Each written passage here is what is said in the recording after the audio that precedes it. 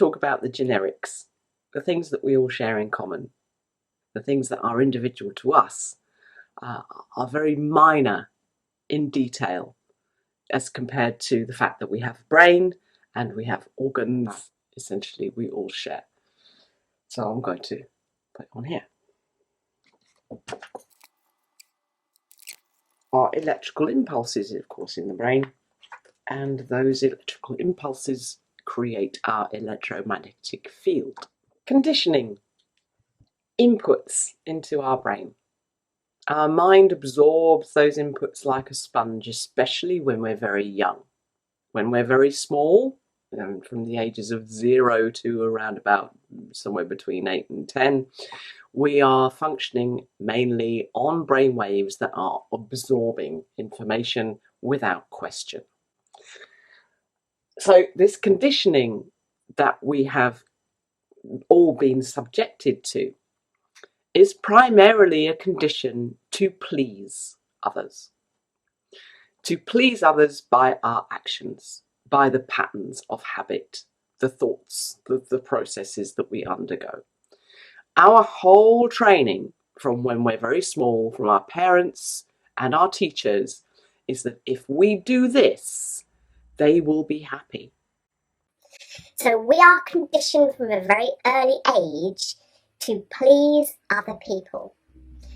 That doesn't do anything for our unique identity, our self-worth, our self-relationship.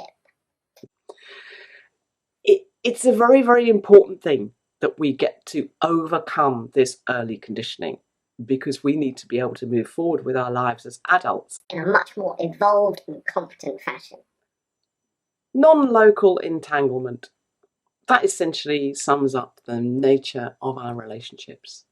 Twins have very good examples of this to share. You can find plenty of cases of twins that turn up to an event dressed identically, who know when the other is going to phone them up.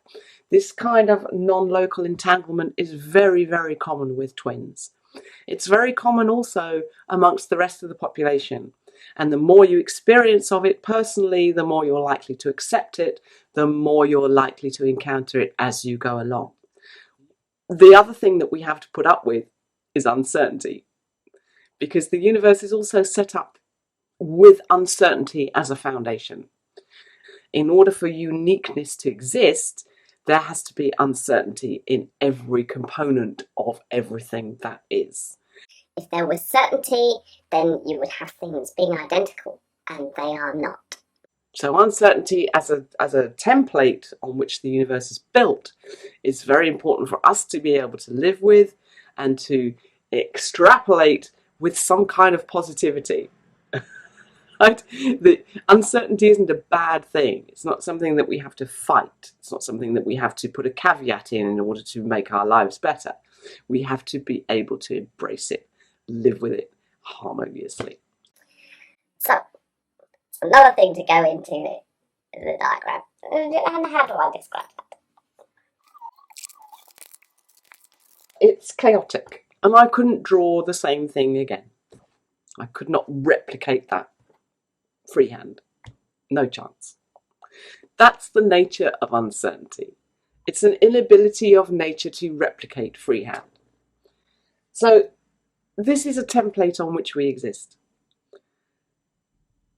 However, there is another quantum mechanical element that comes into our equation, which enables us to be able to balance what we're doing with what is coming next. This is a principle called retrocausality, and it's fundamentally the fact that time flows in both directions. It flows from future to past and from past to future. So retrocausality enables us to have a relationship with time that is much healthier. You'll have noticed as you go through your life that events will happen spontaneously that are uncannily connected to something that we have done already or that has happened already.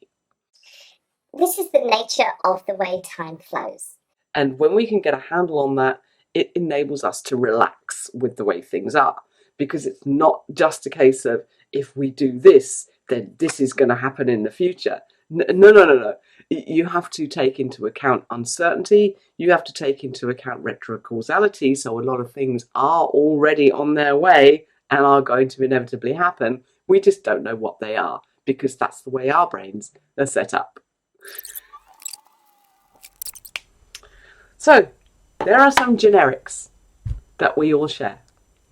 Our uniqueness plucked from this generic template is what enables us to be able to forge a life with purpose. So if you want more on how that happens and more on our relationship with the quantum world, then stay tuned and please subscribe. And I look forward to seeing you again very soon. So thank you very much for watching. I hope you enjoyed it, and I'll see you later. Take care. Love you loads. Bye.